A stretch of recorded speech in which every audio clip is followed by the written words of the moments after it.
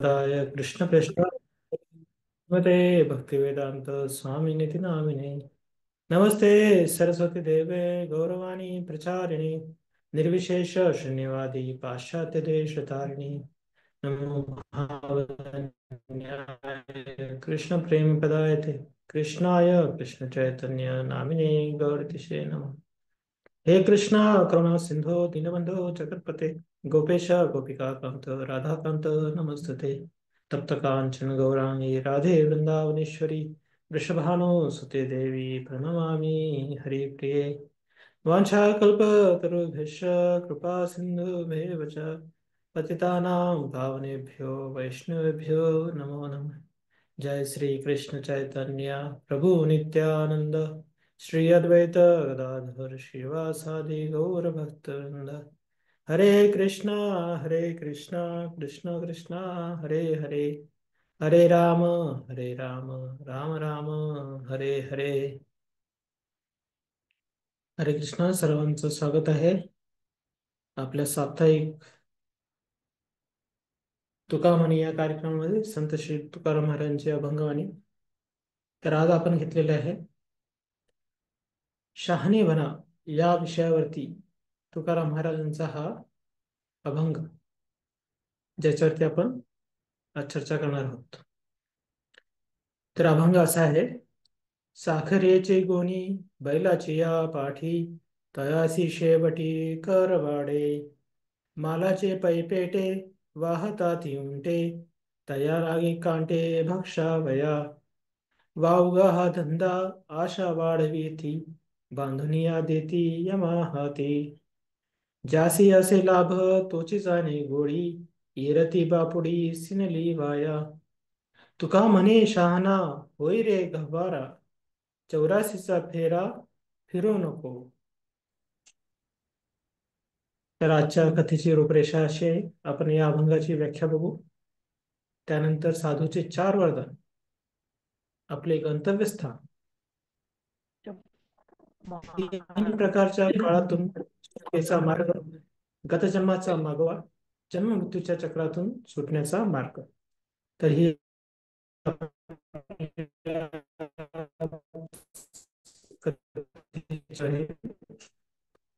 तर आता जो अभंग घेतला त्याची व्याख्या अशी आहे, प्रापंचिक हव्यासाने माणसाला कसे कष्ट पडतात ते महाराज या अभंगात सांगतायत आणि त्यासाठी काही दृष्टांत देत आहेत। पहिला दृष्टांत आहे बैलाचा। बैलाच्या पाठीवर जरी साखरेची गोणी असली, साखरेचं जरी पोतं असलं, तरी बैल तर साखर नाही खाऊ शकत। त्याला खायला काय मिळणार आहे? गळबच खावं लागणार आहे। तर अशाच कामासाठी उपयोग आणलं जातं। त्यांच्या पाठीवरती भरपूर मोठमोठाले पेटारे वाहून घेतात आणि त्या पठारामध्ये जरी मूल्यवान हिरे रत्ने वगैरे असली, तरी त्या उंटाला काय मिळतं शेवटी? त्या उंटाला काटेरी झुडूपच खावं लागतं। आणि त्याच प्रकारे काही मनुष्य आहेत जे हावरटपणाने धंदा करून भरपूर धन अर्जन करतात, पण शेवटी मृत्यूनंतर त्यांना त्यांच्या बरोबर सोन्याची एक अंगठी सुद्धा जाते। त्याच्या अंगात जर अंगठी असेल, हातात जर अंगठी असेल, ती पण काढली जाते। हा, त्याच्या कानातले नाकातले काहीच ठेवलं जात नाही। हं? जरी तो कोट्याधीश रुपयाचा मालक जरी असला, तरी त्याच्या हातातली अंगठी सुद्धा त्याला बरोबर घेऊन जाता येत नाही। आणि अशा प्रकारे त्याला जाळलं जातं आणि त्याचा यमराज, जर तो भक्त असेल आणि तो फक्त आपलं आयुष्य पैसे कमवण्यासाठी ह्याला फसव त्याला फसव असं जर त्यांनी आयुष्य घातलं असेल, तर शेवटी त्याला यमाकडे नेलं जातं। तर ज्याला ज्याचा लाभ आहे त्याची गोडी तोच जाणतो, इतरांना नुसताच शीन प्राप्त। तर काय खरं कर्तव्य आहे ते जर माहीत नसेल, तर आपण जरी भरपूर कष्ट करू, शेवटी आपल्याला काही मिळणार नाही। जसं या बैलाला काही मिळत नाही, तो एवढं जरी साखरेच्या पोती वाहत असला तरी त्याला कडबाच खायला मिळतं. तर तुकाराम महाराज म्हणतायत की तुम्ही असे मूर्ख बनू नका. या बैलासारखं किंवा उंटासारखं किंवा या हवरट जो व्यावसायिक आहे त्याच्यासारखं नका बनू. तर तुम्ही शहाणे बना. तर शहाणपण काय आहे? खरं शहाणपण काय? जी व्यक्ती भगवंतांची शरणागती स्वीकार करते, भगवंतांना शरण जाते आणि भगवंतांचं नामस्मरण, भगवंतांची सेवा, वैष्णवांची सेवा, अशा प्रकारे ती व्यक्ती स्वतःला या कार्यामध्ये जोडते, त्या व्यक्तीला शहाणे शहाणपण आलेलं आहे असं समजायला पाहिजे. नाहीतर काय होणार आहे? आपल्याला 84 लक्षणीच्या फेऱ्यात परत परत हिंडावं लागेल. हम्म. तर ही या अभंगाची तुकाराम महाराजांनी व्याख्या दिलेली आहे. तर आता आपण यावरती हम्म, चर्चा करू. तर एकदा एक साधू भगवंतांचे नामस्मरण करत रस्त्यावरनं जात होते. आणि ते जात असताना त्यांना 4 प्रकारची व्यक्ती त्यांना भेटली. तर चारही व्यक्तींना त्या साधूंनी वेगवेगळी वरदान दिली. तर सर्वप्रथम साधूला एक राजकुमार भेटला. तर राजकुमारला साधूंनी काय वरदान दिलं? राजपुत्र चिरंजीव. तर राजपुत्र राजकुमारा, तू चिरंजीव बन, अशा प्रकारचा त्यांनी त्या राजपुत्राला आशीर्वाद दिला. मग थोड्या अंतरानंतर ते पुढे गेले. त्यांना एक मुनिपुत्र भेटला, जो की आश्रमामध्ये कष्ट करतोय, त्याच्या गुरूंची सेवा करतोय, उपास तापास करतोय. तर अशा प्रकारे त्याचं जीवन एकदम खडतर होतं. तर त्या मुनिपुत्राला त्यांनी बघितलं आणि त्यांनी काय आशीर्वाद दिला? महाजीवन, तुझं जीवन लवकर संपव. आणि त्याच्यानंतर तो काही वेळ पुढे गेला तर त्याला एक भगवंतांची साधू भक्त दिसले. तर त्यांना काय आशीर्वाद दिला त्यांनी? जीव वा मरवा, तुम्ही जगलात काय मेलात काय, हम्म, काहीही केलं तरी तुमच्यासाठी चांगलंच आहे. आणि त्या पुढं गेल्यानंतर या साधूला एक खाटीक दिसली. त्या खाटकाला त्यांनी काय आशीर्वाद दिला? तू जगूही नकोस आणि तू मरूही नकोस, मा जीव मा पर, मा मर. तर या साधूंच्या वरदानाचा अर्थ काय? या साधूच्या वरदानाचा अर्थ असा आहे की राजपुत्र हा अत्यंत श्रीमंत असल्या कारणाने तो सुखाच्या ऐश्वर्याच्या परिस्थितीमध्ये लाडात वाढला गेलेला आहे. आणि तो नेहमी भोग ऐश्वर याचा आस्वादन घेत त्यांनी आयुष्य त्याचं घालवलेलं आहे. तर अशा प्रकारे जर व्यक्ती धनसंपत्तीच्या ऐश्वर्यामध्ये अडकून गेलेली असेल आणि ती जर भगवंताची भक्ती नसेल करत, तर त्या व्यक्तीला मरणं हे शिक्षा आहे. कारण जसा तो व्यक्ती मरेल, हं, त्याला त्या ऐश्वर्याच्या भोगवासनेत त्यांनी जे आयुष्य घालवले त्याच्यासाठी त्याला शिक्षा होणार. त्यामुळे साधूंनी त्या राजकुमाराला म्हटलं, तू मरू नकोस, कारण मेल्यानंतर तुला यमलोकच मिळणार आहे. त्यामुळे तू काय राहा, चिरंजीव, तू जगत राहा, हे ऐश्वर तुला जे भेटले त्यातच तू गुरफटून राहा. अशा प्रकारचं त्यांनी त्याला आशीर्वाद दिला. आणि जो मुनिपुत्र आहे, हम्म, जो ब्रह्मचारी आहे, त्याचं आयुष्य एकदम खडतर आहे, तो सेवेत लागलेला आहे. तर अशा प्रकारे तो व्यक्ती त्याची भक्तीमुळे तो इतका त्याचं सुकृतची एवढी साठवण झालेली आहे की त्याने जर त्याचा प्राण त्याग केला तर तो भगवत धामात जाईल. त्यामुळे साधू त्यांना म्हणतोय की तू कशा आता खडतर आयुष्य जगतोयस, तू हे शरीर सोडून दे आणि भगवत धामात जा. तर अशा प्रकारे साधूंनी राजपुत्राला म्हटलं की तू मरू नकोस, कारण मेल्यानंतर तू यमलोकात जातील. आणि मुनिपुत्राला म्हटली तू जगू नकोस, कारण तू मेल्यानंतर तुला भगवत धामात जायला मिळेल. तर अशा प्रकारे साधूंनी हे आशीर्वाद या वेगवेगळ्या लोकांना दिले. आणि जे भगवंतांचे भक्त आहेत त्यांना काय म्हटलंय त्यांनी, तुम्ही जिवंत राहा किंवा मरा, तुमचं दोन्ही आयुष्य हे भगवंतांच्या सेवेतच लागलेले असणार. साधू जिवंतपणी काय करतात? साधू जिवंतपणी भगवंतांची भक्ती करत असतात. आणि मृत्यूनंतर काय करतील ते? ते मृत्यूनंतर सुद्धा भगवंतांची भक्ती करतील. तर त्यांच्यासाठी जीवन सुद्धा भक्तिमय आणि मृत्यूनंतरचं आयुष्य सुद्धा भक्तिमय.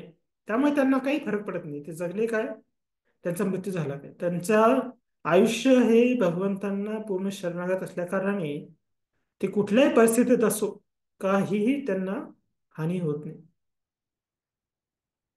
नारायण परा सर्वे न कुसुम विपत्ती स्वर्ग अपि वर्गेषु तुल्यादपि दर्श.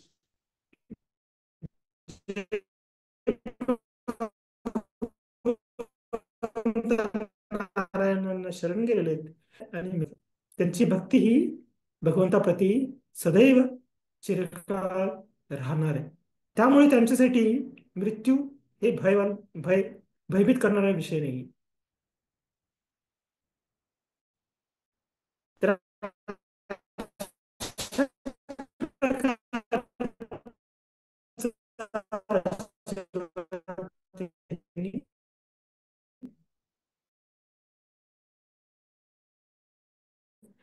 त्यांचे गळे काप, त्यांचं रक्त, त्यांचं मांस यामध्ये त्याचा दिवस पूर्ण तो काय दिसतं त्याला.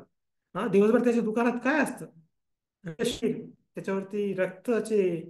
तर अशा प्रकारे तो एक आयुष्य त्याचं हे दुःखी आयुष्यच आहे. आणि अशा प्रकारे त्यांनी इतक्या हत्या केल्यात, इतक्या शेळ्यांना मारलं किंवा बकऱ्यांना मारलं काय. हा तर त्याला शिक्षा काय होणार आहे पुढच्या आयुष्यात? त्याला यमलोकात जावं लागेल. तर साधू म्हणतायत की खटका तुझं आयुष्य सुद्धा जगण्यासारखं नाहीये आणि मृत्यूनंतर तर तुझे हाल बेहाल होते. त्यामुळे तू जगू पण नकोस, तू मरू पण नकोस. वेगवेगळ्या लोकांना दिलेले. तर आपल्यासाठी महत्वाचं काय आहे, आपण आपलं आयुष्याचं सार जाणलं पाहिजे. आपल्याला आपल्या आयुष्याला गती दिली पाहिजे. कुठल्या दिशेने आपल्याला आपलं आयुष्य घालवायचंय त्याच्यावरती विचार करायला पाहिजे. त्यामुळे या सर्वांमध्ये महत्वाचं भगवंतांचं भक्त बनणं हे आपल्या मनुष्य जीवनाचं सार्थकता आहे. त्याद्वारे भगवंतांच्या भक्तीद्वारे आपण या शरीराचा सदुपयोग करणार आहोत. त्यामुळे अवश्य आहे की आपण करता भोगवृत्तीमध्ये शरीर न लावता हम्म, आपण भगवंतांच्या सेवेत हे शरीर लावलं पाहिजे. तर गीतेमध्ये सांगितलेले कुठल्या प्रकारचे लोक कुठल्या कुठल्या ठिकाणी जातात. ऊर्ध्वं गच्छन्ति सत्त्वस्था मध्ये तिष्ठन्ति राजसा जघन्यगुणवृत्तिस्था अधो गच्छन्ति तामसा. तर आपल्याला तीन गुण माहित आहेत, सत्वगुण, रजोगुण, तमोगुण. तर जी लोक सत्वगुणात आहेत, हे जे पृथ्वी आहे ती 14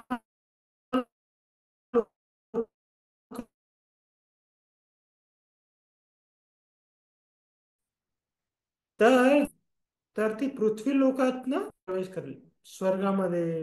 हम्म. भूर्भुवः स्वः मह तप जन असं करत करत ब्रह्मलोकापर्यंत त्याची अं, उच्च अवस्था तो प्राप्त करेल, जर तो सत्वगुणात राहिला तर. आणि जर व्यक्ती रजोगुणात राहिली तर त्याचं कुठे राहणारे गंतव्यस्थान मध्ये तिष्ठन्ति राजसा.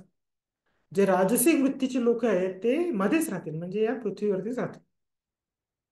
आणि ज्यांची अधोगच्छन्ति तामस, ज्यांची वृत्ती तामसिक झालेली आहे, दुसऱ्यांना इजा देणारी किंवा दुसऱ्यांचा छळ करणारी अशी जर तामसिक वृत्ती झाली असेल, तर ती लोक कुठे जातील?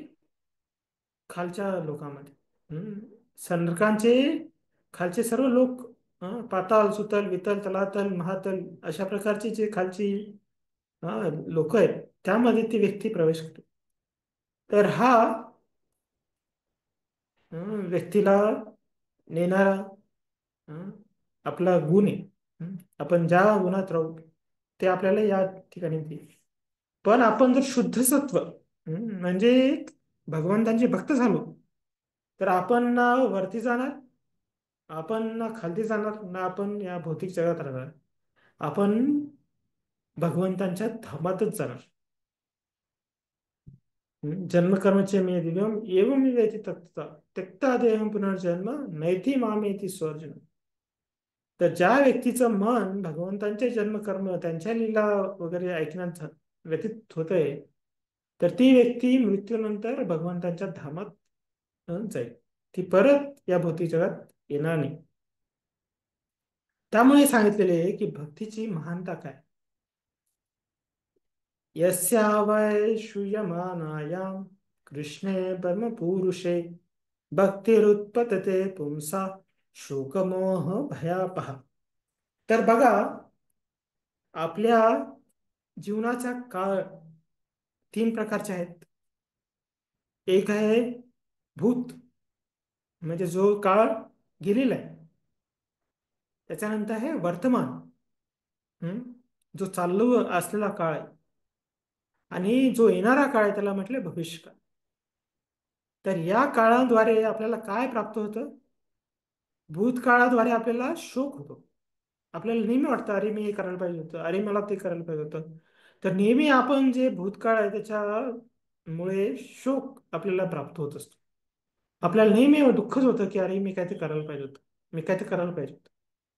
आणि वर्तमान काळात आपल्याला मोह असतो, मला हे घ्यायला पाहिजे, मला ते करायला पाहिजे, मला ते घ्यायला पाहिजे वगैरे. तर अशा प्रकारचे मोह असतो. आणि जो भविष्य काळ आहे त्याचं काय असतं? आपल्याला भय, भीती असते भविष्य काळाची, की माझं हे संपून जाईल, मला मृत्यू येईल, माझं काय होणार आहे. अशा प्रकारचे तीन शोक, मोह, भय या द्वारे आपण नेहमी त्रस्त असतो. तर जर आपल्याला या तीन प्रकारच्या काळातून मुक्त व्हायचं असेल, आपल्याला शोक पण करायचा नाही, आपल्याला मोह पण पडायचं नाही, आणि आपल्याला भय पण नको असेल, तर ते कसं शक्य आहे? ते शक्य आहे यस्यां वै श्रूयमाणायां कृष्णे परमपुरुषे भक्तिरुत्पतते पुंसा शोक मोह भया अपह. अपह म्हणजे काय? नाश होणारे. शोक, मोह, भय या तिन्ही गोष्टी आपल्या जीवनात नष्ट होतील. कधी? जेव्हा आपण यस्या वे श्रूयमानाया, आपण जर भगवंतांचे गुणगान गाऊ, ऐकू. कृष्णे परमपुरुषे, जे परमपुरुष भगवंत कृष्ण आहेत त्यांच्या लीला आपण ऐकू, त्यांचे गुणगान आपण करू. तर अशा प्रकारे जेव्हा आपण भगवंतांच्या लीला गुण ऐकण्यामध्ये व्यस्त होतो आणि स्वतःला त्या कार्यामध्ये संलग्न करतो, तर आपल्या हृदयामध्ये काय होईल? भक्ती उत्पत्ते पुंसा. आपल्या हृदयामध्ये भक्ती उत्पन्न होईल. आणि त्या भक्ती उत्पन्न झालेल्या हृदयाचं काय लक्षण आहे? त्या हृदयामध्ये शोक, मोह, भय जे काहीही राहणार नाही. या सर्वांचा ऱ्हास होणार आहे. तर अशा प्रकारे जे भगवंतांचे भक्त झाले त्यांचं हे सौभाग्य आहे. तर आपल्याला आताच्या अवस्थेत कळतं की आपल्या मागचा जन्म काय होता. तर गतजन्माचा मागवा. तर भगवंत सांगतायत की आपल्याला आपलं भवितव्य काय आहे, किंवा आपण आताच्या परिस्थितीमध्ये आपल्या पूर्वजन्मामध्ये काय होतो त्याचं आपण कसं अवलोकन करू शकतो. प्राप्य पुण्या कृतां लोकान उषित्वा शाश्वतीं समा सुजनां श्रीमतां गेहे योग भ्रष्टो विजायते. तर भगवंत म्हणतायत की जी व्यक्ती भगवंतांची भक्ती करताना जर त्याचं अधपतन झालं तर त्याला काय होणार आहे? त्याला पुढचा जन्म मिळणार आहे भगवंतांच्या भक्तांच्या घरी किंवा एखाद्या श्रीमंत व्यक्तीच्या घरी. का हे जन्म मिळत आहेत? कारण हे जन्म मिळाल्यानंतर त्याला भक्ती करायला सुलभ होणार. व्यक्ती जर श्रीमंत असेल तर त्याला कष्ट करायची गरज नाही. त्याच्याकडे ऐश्वर्य असेल तर तो ऐश्वर्यवान व्यक्ती भगवंताची भक्ती सहजपणे करू शकतो. हा एक लाभ आहे. आणि जर तो शुद्ध भक्तांच्या घरात जन्म घेतला, तर वैष्णवांच्या घरी जन्म घेतला, तर लहानपणापासून त्याला भगवंतांची भक्ती करण्याचं संधी प्राप्त होईल. तर हे कुणासाठी शक्य आहे? हं? पुण्यकृताम, ज्या लोकांनी त्यांच्या गेल्या आयुष्यामध्ये भगवंतांची भक्ती करण्याचा प्रयत्न केला पण पूर्ण यशस्वी नाही झाले, तर त्या लोकांसाठी ही संधी भगवंत देत आहे. योग भ्रष्ट, त्यांचं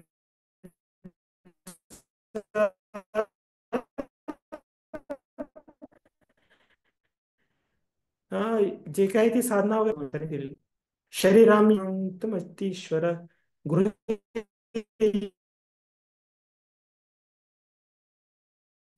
वायुर्गंध निवास. आपल्याला जे शरीर प्राप्त होतंय ते आपल्या पूर्व कर्मानुसार आपल्याला प्राप्त होतंय.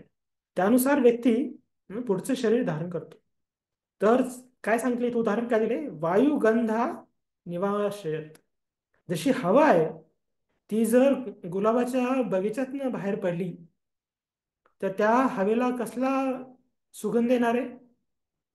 त्या गुलाबाच्या बागीचेचा किंवा जाई जुईच्या बगीच्याच्या जर त्यातनं जर हवा गेली निघून गेली त्या ह्याच्यातनं बागेतनं, तर त्याला त्या प्रकारचा सुगंध मिळतो. आणि जर तीच हवा जर कुठल्या गटारीतनं बाहेर पडली तर त्यात काय येतो? दुर्गंध येतो. जसं उसाच्या कारखान्याच्या मळ्या असतात त्यातनं बाहेर तिथे पूर्ण हवा दुर्गंधमय हवा असते. तर हवेला दोष नाही देऊ शकत आपण. हवा कसल्या गोष्टीचा सहवास करते त्यानुसार त्या हवेचं सुगंध किंवा दुर्गंध त्या हवेत येतो. त्याच प्रकारे जर आपण साधू संतांच्या संगतीत राहू तर आपला आत्मा आपण भगवद्धामाकडे नेऊ शकतो. जर आपण दुर्जनांच्या संगतीत राहू तर आपण आपल्या आत्म्याला दुर्गतीकडे घेऊन जाऊ शकतो. त्यामुळे कशा प्रकारच्या संगतीत आपण राहतोय, कशा प्रकारच्या लोकांबरोबर राहतोय यावरती आपण विचार करायला पाहिजे.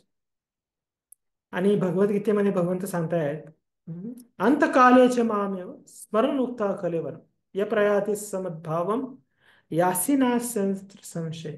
तर भगवंत म्हणताय जो कोणी माझ्या अंतकाळी स्मरण करेल त्याला माझं भगवद्धाम प्राप्त होईल, यात काहीही संशय नाही. तर काही लोक म्हणतील मी शेवटच्या क्षणीच भगवंतांना आठवण करेन, मी आयुष्यभर मजा मस्ती करेन आणि मरताना मी भगवंताचं नाव घेईन. तर असं नाही. आपल्याला शेवटच्या क्षणी भगवंतांचं स्मरण होणं अशक्य. हम्म. तर आपल्याला त्यासाठी काय करायला पाहिजे? आपलं आयुष्य पूर्ण भगवंतांच्या सेवेत लावलं पाहिजे.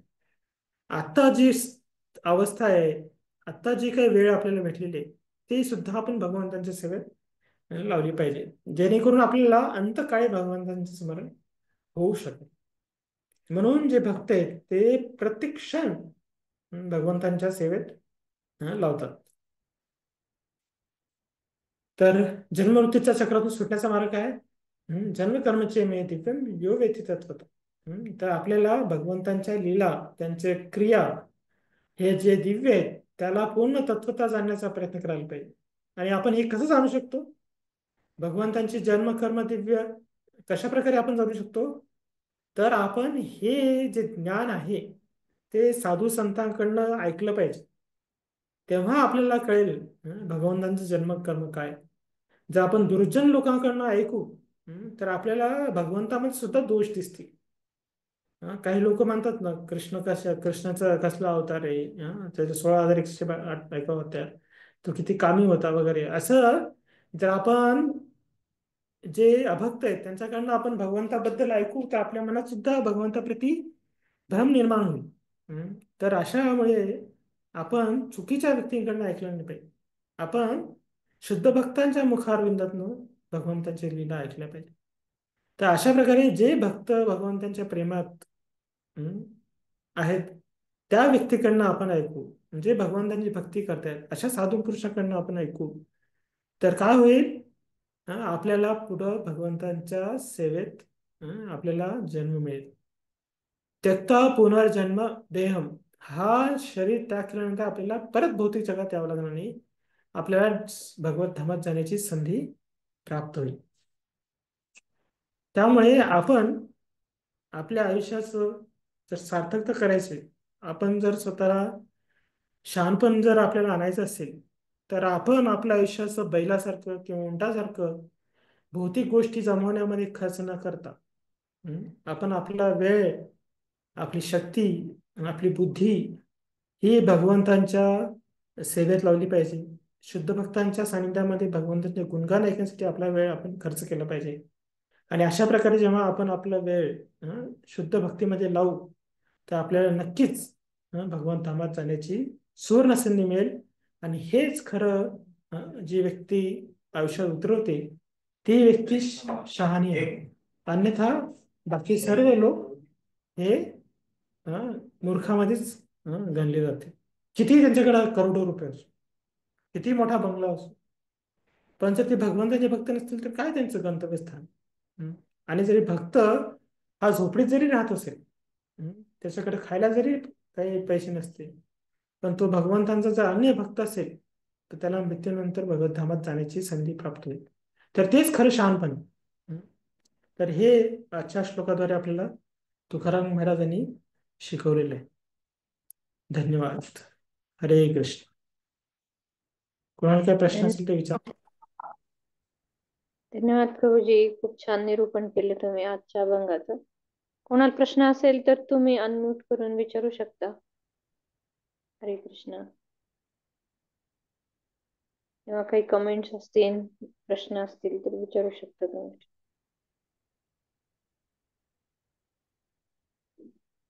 ठीक आहे. प्रश्न आपण नाहीये. हरे कृष्ण. धन्यवाद ठीक आहे. प्रभूजी. शिला सर्वांना प्रभुपाद, जय. शिला प्रभुपाद की जय. अनंत कोटि वैष्णव की जय. जय कृष्ण. हरे कृष्ण प्रभु दंडवत प्रणाम. धन्यवाद. हरे कृष्ण.